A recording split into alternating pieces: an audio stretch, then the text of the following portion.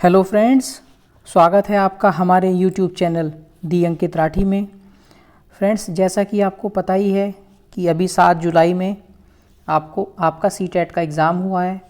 तो मैंने देखा कि सीटेट के एग्ज़ाम में आपके दोनों ही पेपर में, पेपर 1 और पेपर 2 में CDP child development and pedagogy में ऑटिज़्म यानी कि स्वालीनता से प्रश्न पूछा गया था।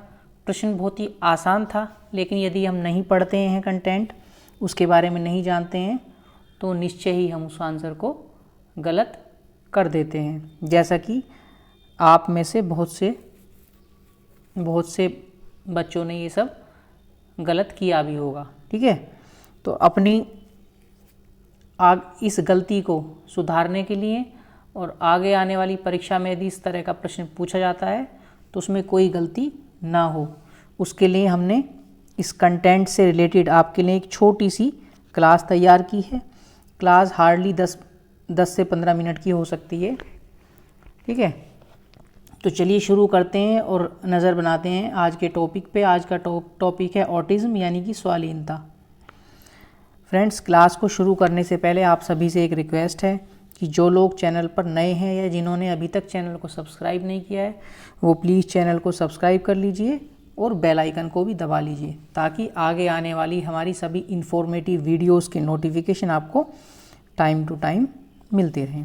तो चलिए शुरू करते हैं आज का टॉपिक। जैसे कि आपको थोड़ा सा छोटा कर लेंगे, आपको दिख रहा होगा स्क्रीन पे लिखा हुआ है ऑटिज़्म यानी कि स्वयंपरायणता। ऑटिज़्म को ही हिंदी में स्वयंपरायणता, ठीक है, या आत्मविमोह या फिर स्वलीनता, देखिए मैंने लिखा है आपके लिए। ऑटिज़्म इंग्लिश में बोलते हैं, हिंदी में बोलते हैं स्वयंपरायणता या स्वालीनता, ठीक है, या आत्मविमोह, ये सब इसी के नाम है। एक्चुअली होता क्या है, इसका मतलब जिस किसी को ये डिसऑर्डर होता है, ये विकार होता है, वो अपनी खुद की ही बात में क्या होता है, लीन रहता है। ठीक है, आप मोटा मोटा समझ लीजिए कि खुद में ही बच्चा लीन रहता है। ठीक है, पूरा विस्तार से इसके बारे में पढ़ेंगे। ठीक है, क्या इसके लक्षण होते हैं, क्या इसके कारण होते हैं, ठीक है, क्या इसके निदान होते हैं और क्या इसकी परिभाषा है, जो कि हम सबसे शुरू में आपको दिख रहा होगा सीन पे पढ़ने वाले हैं। ठीक है, तो परिभाषा पढ़ लेते हैं इसकी। स्वलीनता एक मानसिक विकार है जो व्यक्ति के सामाजिक व्यवहार और संपर्क को प्रभावित करता है। ठीक है, इसे हिंदी में आत्मविमोह या स्वयंपरायणता भी कहते हैं। जैसा कि मैंने आपको बताया था अभी कि ये एक मानसिक विकार है। ठीक है, मेंटल रिलेटेड तंत्रिका विकार है, मानसिक विकार या तंत्रिका विकार भी कह सकते हैं। आपके एग्जाम में जो प्रश्न पूछा गया था उसमें तंत्रिका विकार ये ऑप्शन भी आया था। ठीक है, तो इससे क्या होता है, सामाजिक व्यवहार जो बच्चे का होता है वो उसको प्रभावित करता है ये विकार। ठीक है, चलिए आगे देख लेते हैं इसके बारे में। आपके लिए एक फ़ोटो भी ऐड की हुई है। फ़ोटो में आपको दिख रहा होगा एक बच्चा बैठा हुआ है छोटा सा चेयर पे, और साथ में उसकी मोम बैठी हुई है, उसकी मम्मा बैठी हुई हैं। तो उसकी मम्मा शायद उसे कुछ समझाने या उससे कुछ बात करने की कोशिश कर रही है, लेकिन वो अपनी ही मस्ती में, अपनी ही किसी बात में खोया हुआ है। ठीक है, दिख रहा होगा आपको, अपनी ही किसी बात में वो खोया हुआ है। ठीक है, अब हम देख लेंगे ऑटिज़्म कितने प्रकार के होते हैं। ठीक है फ्रेंड्स, 3 प्रकार के होते हैं। तीनों ही प्रकार के हम एक एक के बारे में विस्तार से पढ़ेंगे। तो ऑटिज़्म के प्रकार का जो पहला प्रकार है वो है ऑटिस्टिक डिसऑर्डर। ठीक है, इंग्लिश का वर्ड है, हिंदी में मैंने टाइप किया आपके लिए। तो क्या होता है, इस तरह के ऑटिज़्म को क्लासिक ऑटिज़्म के नाम से भी जाना जाता है। ठीक है, ऑटिस्टिक डिसऑर्डर को क्लासिक ऑटिज़्म के नाम से भी जाना जाता है। इस तरह के विकार वाले बच्चे को हकलाकर बोलना, सामाजिक संचार और व्यवहार की समस्या हो सकती है। क्या कहना चाह रहा है कि बच्चा हकलाकर बोल सकता है। ठीक है, सामाजिक व्यवहार जो करेगा, सामाजिक संचार जो करेगा, उसमें उसको समस्या हो सकती है। कई ऑटिस्टिक विकार वाले बच्चों की दिमागी स्थिति भी सही नहीं होती है, मेंटली भी उन्हें थोड़ी दिक्कत होती है। तो इस तरह के डिसऑर्डर को बोलते हैं ऑटिस्टिक डिसऑर्डर। ऑटिज्म का पहला प्रकार है। ठीक है, दूसरा क्या होता है, थोड़ा सा ऊपर कर लेंगे स्क्रीन को। दूसरे में लिखा है फ्रेंड्स एस्परगस सिंड्रोम। क्या लिखा है, एस्परगस सिंड्रोम इंग्लिश का नाम है। एस्पर्गस सिंड्रोम से ग्रस्त बच्चों में ऑटिस्टिक डिसऑर्डर के कुछ लक्षण दिखाई दे सकते हैं। जो हमने पहला वाला पढ़ा है ऑटिस्टिक, उसके भी इसमें लक्षण कुछ दिखाई दे सकते हैं। इन्हें बोलचाल या मानसिक रूप से कोई खास समस्या नहीं होती। जैसे पिछले में क्या पढ़ा हमने, हकलाकर बोल सकता है, तो इस तरह की कोई खास समस्या इनको नहीं होती एस्पर्गस सिंड्रोम वाले बच्चों को। बस इन्हें क्या दिक्कत होती है, बस इन्हें समाज में सामान्य व्यवहार करने में कुछ परेशानी होती है। जैसे आम बच्चा होता है, एक नॉर्मल बच्चा जिस तरह से व्यवहार करता है उस तरह से व्यवहार नहीं करते, थोड़ा सा इनका व्यवहार कुछ चेंज होता है। कहने का मतलब है एस्पर्गस सिंड्रोम से जो विकार से जो पीड़ित बच्चा होगा वो थोड़ा सा ऑटिस्टिक डिसऑर्डर की कंपेयर में ठीक होगा। ठीक है, चलिए लास्ट वाला भी देख लेते हैं, तीसरे नंबर का। इसे बोलते हैं फ्रेंड परवेसिव डेवलपमेंट डिसऑर्डर। क्या बोलते हैं, परवेसिव डेवलपमेंट डिसऑर्डर। यह भी एक तरह का ऑटिज्म है। ठीक है, जिसे एटिपिकल ऑटिज्म भी कहा जाता है। इसी का नाम है एटिपिकल ऑटिज्म। इस समस्या वाले बच्चों में ऑटिस्टिक विकार वाले बच्चों की तुलना में कम लक्षण दिखाई देते हैं। यानी कि ये भी ऐसा ही है, जो पहला वाला था, फर्स्ट वाला कौन सा, ऑटिस्टिक विकार, उसकी कंपेयर में इस वाले में कम लक्षण मिलते हैं। ठीक है, ऐसे बच्चों को सिर्फ सामाजिक और संचार संबंधी समस्या हो सकती है। ठीक है ना, मतलब 2 और 3 लगभग एक जैसे ही हैं। पहला वाला थोड़ा डेंजर है, पहला वाला थोड़ा ज़्यादा बेकार है। ठीक है, तो ये तो हो गई ऑटिज्म के प्रकार की बात। शालीनता के कितने प्रकार होते हैं, 3। अब इसके कारण क्या होते हैं, कारण के बारे में एक एक करके नज़र बनाएंगे। ठीक है, जैसा कि आपको स्क्रीन पे दिख रहा होगा, इसका एक कारण क्या होता है, यह मस्तिष्क की गतिविधियों का असामान्य होना। यानी मस्तिष्क की जो कार्यविधि है, जो गतिविधि है, उसका असामान्य होना, वो नॉर्मल नहीं होती है, कुछ अलग होती है। ठीक है, ये इसका कारण है। मस्तिष्क में रसायनों की असामान्यता। पता है फ्रेंड्स, जो हमारा मस्तिष्क होता है उसमें बहुत सारे रसायन पाए जाते हैं, तो उनका असामान्य हो जाने से ऑटिज्म की समस्या आ सकती है।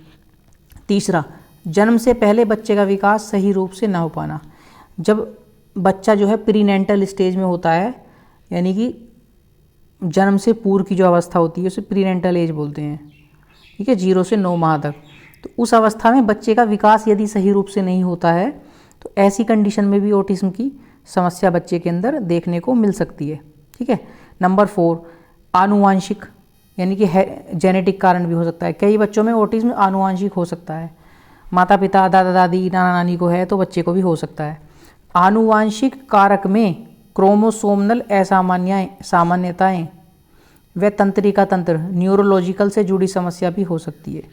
जो आनुवांशिक जेनेटिक होता है, जेनेटिक ऑटिज्म होता है कि जिस बच्चे में, उसमें क्या समस्या मिलती है, एक तो क्रोमोसोम समझते हैं ना आप, XY क्रोमोसोम, तो उसके संबंधित समस्या हो सकती है। और तंत्रिका तंत्र यानी कि न्यूरोलॉजिकल, मेंटली प्रॉब्लम भी उसके साथ में उसे हो सकती है। ठीक है, और क्या कारण हो सकता है इसका, नंबर 5 देखेंगे। एक होता है इसका स्पोरेडिक। ठीक है, ये क्या होता है, अगर परिवार में पहले किसी को भी ऑटिज्म की शिकायत नहीं रही हो, परिवार में किसी को नहीं थी, लेकिन फिर भी बच्चे को हो जाए, फिर भी बच्चे को ऐसी समस्या होती है, तो इस प्रकार के ऑटिज्म को क्या कहते हैं, स्पोरेडिक। तो इसे स्पोरेडिक ऑटिज्म कहा जाता है। ठीक है, परिवार में किसी को पहले नहीं थी लेकिन फिर भी बच्चे को हो जाती है, तो इस प्रकार के ऑटिज्म को स्पोरेडिक ऑटिज्म कहा जाता है। ठीक है, ये तो हैं फ्रेंड्स इसके कारण। अब इसके लक्षणों की बात कर लेते हैं। ठीक है, लक्षण भी इनसे कारण से और परिभाषा से मिलते जुलते ही होंगे, सीधी सी बात है। क्या मतलब, कैसे पता चलता है ऑटिज्म से पीड़ित बच्चा है। पहला, व्यक्ति सामाजिक संपर्क में असमर्थता प्रदर्शित करता है। ठीक है, सामाजिक नहीं होता है बच्चा, उसमें असमर्थता प्रदर्शित करेगा, दूसरों के पास उठना बैठना ये सब पसंद नहीं करेगा। बातचीत करने में असमर्थता व्यक्त करता है, किसी के साथ बात करने में अनकैपेबल दिखाई देगा, असमर्थ दिखाई देगा, नहीं कर पाएगा। नंबर 2 पॉइंट क्या आ जाता है इसका, सीमित शौक व दोहरायुक्त व्यवहार करता है। उसके शौक जो होते हैं, जैसे खाना पीना घूमना आदि, ये बहुत कम होंगे, बहुत ही लिमिटेड होंगे, और दोहराव युक्त व्यवहार करेगा। ठीक है, दोहराव युक्त का मतलब है बार बार किसी बात को दोहराएगा। ऑटिस्टिक बच्चे सामाजिक गतिविधियों के प्रति उदासीन होते हैं। समाज में कोई घटना घट रही है तो जैसे बच्चे हम क्या करते हैं, रिएक्ट करते हैं उसके बदले में, लेकिन ऑटिस्टिक से जो पीड़ित बच्चा होगा विकार से, वो रिएक्ट बहुत कम करेगा। मान लीजिए आपके सामने कहीं पे कोई एक्सीडेंट हो जाता है या कहीं आग लग जाती है, तो आप एकदम रिएक्ट करेंगे, आग बुझाने के लिए दौड़ेंगे या इधर उधर चिल्लाएंगे। लेकिन ऑटिस्टिक जो बच्चा होता है वो उदासीन, बिल्कुल न्यूट्रल हो जाएगा, उसे कोई मतलब ही नहीं है दूसरे से, उसे खुद से मतलब है बस, इस तरह से। ठीक है, 3rd नंबर पे लिखा है ऑटिस्टिक शिशु आँख नहीं मिलाने और अपनी बात कहने के लिए दूसरे व्यक्ति का हाथ पकड़कर हिलाते हैं। ये बहुत इंपॉर्टेंट बात है फ्रेंड्स, आँख नहीं मिलाएगा। ठीक है, जब आपके साथ बात करेगा तो ऑटिस्टिक जो बच्चा होगा आँख नहीं मिलाएगा, और अपनी बात कहने के लिए जब वो कोई बात कहना चाह रहा है तो दूसरे व्यक्ति का हाथ पकड़कर हिलाने लगेगा। ठीक है, समझ रहे ना, हाथ पकड़ेगा, उसका हिलाने लगेगा, तब कोई बात कहता है। तो इस तरह का लक्षण बच्चे के अंदर देखने को मिल सकता है। नंबर 4, ऑटिस्टिक बच्चों के लिए दोस्त बनाना और दोस्ती बनाए रखना अक्सर मुश्किल होता है। इसके लिए मित्रों की संख्या नहीं बल्कि मित्रता की गुणवत्ता मायने रखती है। इसका क्या मतलब है? बहुत सारे मित्र उसके हों ऐसा ज़रूरी नहीं है, बहुत ही कम हों संख्या में, लेकिन गुणवत्ता मायने रखती है। गुणवत्ता से मतलब है यहाँ कि बच्चा उसी के फेवर की बात करे। ठीक है, जैसे वो बच्चा, जैसे जो ये डिसऑर्डर होता है ऑटिज्म, इससे जो पीड़ित बच्चा है वो अपने खुद की रामधुन में लगा रहता है। ठीक है, उसी की बात सुने, उसी की बात माने, उसी के मतलब फेवर की बात करे। इस तरह के मित्र उसे चाहिए होते हैं, इसलिए संख्या बहुत कम होगी, और जो संख्या कम होगी उसमें भी वही मित्र होंगे जो उसी की बात को वैल्यू देंगे। ठीक है, नंबर 5, पहचान। ऑटिज्म से पीड़ित बच्चे नज़र नहीं मिलाते हैं। ये मैंने पहले भी पढ़ा है कि नज़र वो नहीं मिलाते, पढ़ा ना 3rd नंबर पे, आँख नहीं मिलाते हैं, नज़र नहीं मिलाएंगे, बिना नज़र मिलाए ही बात करते हैं। दूसरी तरफ देख रहा है बच्चा और बात करता रहेगा। ठीक है, तो ये हो जाते हैं फ्रेंड्स इसके कारण, लक्षण, कारण बोल रहा हूँ। 2 और हैं, उन्हें भी पढ़ लेते हैं। नंबर 6 पे लिखा है ऑटिस्टिक बच्चे आवाज़ पर ध्यान नहीं देते। ठीक है, कभी कभी बाधिर प्रतीत होते हैं, और पीड़ित बच्चे अचानक बोलना बंद कर देते हैं तथा अजीब आवाज़ निकालते हैं। जो इस विकार से पीड़ित बच्चा होता है, आवाज़ पर ज़्यादा ध्यान नहीं देते हो, कभी कभी ऐसा लगता है कि वो बाधिर ही है। ठीक है, बोलता ही नहीं है, या फिर बोलता है तो बोलते बोलते अचानक से क्या हो जाएगा, बंद हो जाएगा और अजीब सी आवाज़ें निकालने लगेगा। ठीक है, अजीब तरह की आवाज़ निकालने लगता है। नंबर 7 देख लेते हैं। ऑटिस्टिक बच्चे तकलीफ़ के प्रति कोई क्रिया नहीं करते। मान लीजिए उन्हें पेन हो रहा है कोई, ठीक है, तो उसके लिए कोई रिएक्ट नहीं करते हैं, और उनसे बचने की कोशिश नहीं करते। जब रिएक्ट ही नहीं करेंगे तो कोशिश भी नहीं करते हैं। कोशिश करेंगे तभी तो रिएक्ट करता है बच्चा कि हाँ कोशिश कर रहा है, उसको कोई दिक्कत है, लेकिन वो नहीं करते रिएक्ट। ऑटिस्टिक बच्चे कोशिश न करने पर भी किसी से बात नहीं करते तथा अपनी ही दुनिया में खोए रहते हैं। मैंने बताया था ना शुरू में ही आपको क्लास के कि ये अपनी ही रामधुन में खोए रहते हैं, अपनी अपनी बात में। ठीक है, अब आ जाता है फ्रेंड सबसे लास्ट में, ऑटिज्म का क्या निदान है, क्या इसका निदान हो सकता है, तो क्या इसके डायग्नोस्टिक हैं उसके बारे में पढ़ेंगे। ठीक है, ये इसके 4 तरह के होते हैं। हाँ, 4 तरह के होते हैं, एक एक करके चारों को पढ़ेंगे। सबसे पहला दिया गया फ्रेंड्स डेवलपमेंट स्क्रीनिंग, इसे बोलते हैं डेवलपमेंट स्क्रीनिंग। यह बच्चों के लिए एक तरह की परीक्षा होती है, बच्चों को एक तरह की टेस्ट दी जाती है। इससे यह पता लगाया जाता है कि बच्चे का मानसिक तौर पर विकास हो रहा है या नहीं। एक तरह का डेवलपमेंट स्क्रीनिंग टेस्ट होता है, उससे ये केवल कंफर्म किया जाता है कि बच्चे का जो मेंटली विकास डेवलपमेंट हो रहा है कि नहीं हो रहा, बस ये पता इससे करते हैं। सेकंड आ जाता है कॉम्प्रीहेंसिव डायग्नोस्टिक इवैल्यूएशन। ठीक है, कॉम्प्रीहेंसिव डायग्नोस्टिक इवैल्यूएशन, यह ऑटिज्म के जांच का दूसरा चरण होता है। इसमें क्या करते हैं, ऑटिज्म का मूल्यांकन किया जाता है। इस अवस्था में बच्चे के व्यवहार विकास के साथ साथ माता पिता से भी बातचीत की जाती है। सेकंड स्टेज पे क्या करते हैं, दूसरा चरण हो गया है, इसमें मूल्यांकन करते हैं ऑटिज्म का। ठीक है, मूल्यांकन कैसे करते हैं, बच्चे का व्यवहार देखते हैं, बच्चे के विकास के साथ साथ, विकास कितना हो रहा है उसके साथ साथ उसके माता पिता से भी बातचीत करते हैं बच्चे के। ठीक है, इस परीक्षण में बच्चे की सुनने, देखने, आनुवांशिक, न्यूरोलॉजिकल, अन्य चिकित्सा की भी जांच की जाती है। उसको कितना सुनाई दे रहा है बच्चों को, ठीक है, बच्चे की देखने की कैपेसिटी क्या है, सही से देख पा रहा है कि नहीं देख पा रहा है। ठीक है, और उसके आनुवांशिक यानी जेनेटिक और न्यूरोलॉजिकल संबंधी जो भी चिकित्सा की जांच होती हैं वो भी की जाती हैं। ठीक है, न्यूरोलॉजिकल आप समझते हैं, न्यूरो होता है मेंटल से संबंधित, ब्रेन से संबंधित। ठीक है, उसकी भी उसकी जांच की जाती है। नंबर 3 पे आ जाता है आपका, थोड़ा सा ऊपर ले लेंगे स्क्रीन को, स्पीच थेरेपी। स्पीच थेरेपी, इसमें क्या होता है, इस थेरेपी में ऐसी तकनीक शामिल है जो आत्म केंद्रित वाले बच्चों को आत्म केंद्रित होते हैं ना ऐसे बच्चे, कुशलता से व्यक्त करने में मदद करती है। ठीक है, उनको जो है डिस्क्राइब करने में उनका मदद करती है ये स्पीच थेरेपी। यह अन्य लोगों के साथ बातचीत करने की बच्चों की क्षमता में सुधार करता है।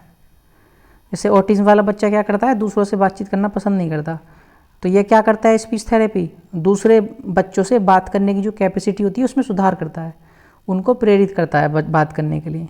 ठीक है ना। स्पीच ट्रीटमेंट मौखिक संचार तक सीमित नहीं है, केवल मुंह से बोलना बातचीत करने तक सीमित नहीं है। और क्या होता है इसमें चित्रों, इशारों और लेखन के माध्यम से अपने विचारों को व्यक्त करने के लिए व्यक्तिगत शिक्षण भी शामिल है। पर्सनली इसमें जो है टीचिंग भी दी जाती है, किस चीज़ के लिए, चित्रों के माध्यम से, इशारों के माध्यम से और लिखने के माध्यम से अपने विचार दूसरे को व्यक्त किए जाते हैं। ठीक है, स्पीच थेरेपी में स्पीच थेरेपी अच्छी है। आगे पढ़ेंगे। क्वेश्चन नंबर 4, एप्लाइड व्यवहार विश्लेषण। इस चिकित्सा में पहला कदम आत्म केंद्रित वाले व्यक्तियों के व्यवहार का विश्लेषण करना है। इस तरह के विश्लेषण में क्या करते हैं, जो आत्म केंद्रित वाले व्यक्ति होते हैं उनके व्यवहार का पहले तो एनालिसिस करते हैं, विश्लेषण करते हैं। उसके बाद किसी भी नकारात्मक या संभावित, जो निगेटिव कोई बात होती है या फिर संभावित होती है कि संभावित निगेटिव हो सकती है, संभावित हानिकारक व्यवहार को धीरे धीरे हटा दिया जाता है। ठीक है, कोई निगेटिव व्यवहार होता है उसको हटा दिया जाता है और सकारात्मक व्यवहार को सकारात्मक सुदृढ़ीकरण के माध्यम से प्रोत्साहित किया जाता है। बच्चे को एक अच्छा व्यवहार करने के लिए, सकारात्मक यानी कि पॉजिटिव व्यवहार करने के लिए प्रोत्साहित किया जाता है इस विश्लेषण के द्वारा, एप्लाइड व्यवहार विश्लेषण के द्वारा। अर्थात उन्हें सकारात्मक व्यवहार के लिए पुरस्कृत किया जाता है। मान ले कोई अच्छा व्यवहार बच्चे ने किया तो उसके लिए उसको रिवार्ड दिया जाएगा, पुरस्कार दिया जाएगा, तो बच्चा क्या होगा, बच्चा उसे प्रोत्साहन के रूप में लेगा, बच्चे को उससे प्रोत्साहन मिलेगा अच्छे व्यवहार के लिए। तो क्या करेगा बच्चा, फिर बुरा व्यवहार करना कम कर देगा, अच्छा व्यवहार करना ज़्यादा कर देगा। ठीक है, यदि व्यक्ति बार बार चिड़चिड़ाने और उत्तेजित होने लगता है, किसी छोटी छोटी बात पे चिड़चिड़ाने लगता है और एक्साइटेड होने लगता है, तो गुस्सा प्रबंधन भी यानी कि एंगर मैनेजमेंट भी महत्वपूर्ण है। गुस्सा प्रबंधन एक तकनीक है, वो भी महत्वपूर्ण है। उसमें गुस्से को कैसे कंट्रोल करना है ये सब चीज़ें सिखाई जाती हैं। प्रारंभिक अवस्था में लागू होने पर ये उपचार बेहतर परिणाम देंगे। ये वाला जो अप्लाइड जो टेस्ट है, अप्लाइड ही नाम था ना, अप्लाइड व्यवहार विश्लेषण जो टेस्ट है, शुरू में क्या होता है, ये स्टार्टिंग में लागू होने पर ही उपचार का बेहतर रिजल्ट देता है, एकदम बेहतर परिणाम देता है। तो वयस्कों की तुलना में बच्चों को उनसे लाभ होने की अधिक संभावना है। यदि बेहतर परिणाम इससे मिलता है, इस वाले टेस्ट से, तो ये कहने का मतलब है कि जो वयस्क होता है, जवान एक व्यक्ति होता है, उसकी कंपेयर में, उसकी तुलना में बच्चों को ज़्यादा फायदा मिलता है। बच्चों के व्यवहार में ज़्यादा अच्छा सुधार होता है, ज़्यादा अच्छा और ज़्यादा जल्दी सुधार हो जाता है। ठीक है, तो फ्रेंड्स ये था आज का सेशन और उम्मीद करते हैं सेशन आपको पसंद आया होगा। ठीक है, ज़्यादा बड़ी वीडियो नहीं है, केवल 18-20 मिनट की वीडियो है। ठीक है, आप अच्छे से इस टॉपिक को पढ़ेंगे, समझेंगे। इस टॉपिक की PDF भी आपको प्रोवाइड करा दी जाएगी हमारे व्हाट्सएप ग्रुप पे, हमारे साथ जो टेलीग्राम पे जुड़े हैं टेलीग्राम पे भेज दी जाएगी। ठीक है, और बाकी किसी का सजेशन या सुझाव है तो आप हमें कमेंट बॉक्स में कमेंट करें। ठीक है, टॉपिक के बारे में कमेंट करें, क्लास कैसी लगी आपको।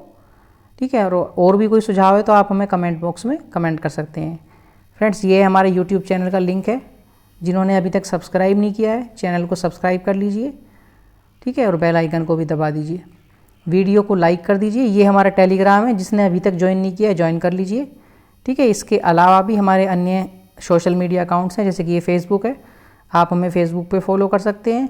फेसबुक पे एक ग्रुप बनाया हुआ है स्टडी के लिए, ठीक है, उसको भी ज्वाइन कर सकते हैं। जिसके पास ग्रुप का लिंक नहीं है वो डायरेक्ट हमें यूट्यूब के कमेंट बॉक्स में कमेंट करें या फिर मैसेंजर में मैसेज कर सकते हैं, उनको लिंक प्रोवाइड करा दिया जाएगा। और ये हमारा इंस्टाग्राम अकाउंट है, इस पर भी आप हमें फॉलो कर सकते हैं। ठीक है फ्रेंड्स, तो ये हो जाती है आज की क्लास। मिलते हैं फिर नेक्स्ट क्लास में, तब तक के लिए आप लोग अपना ध्यान रखिए। ठीक है, मस्त रहिए, स्वस्थ रहिए। Bye bye, take care, thank you.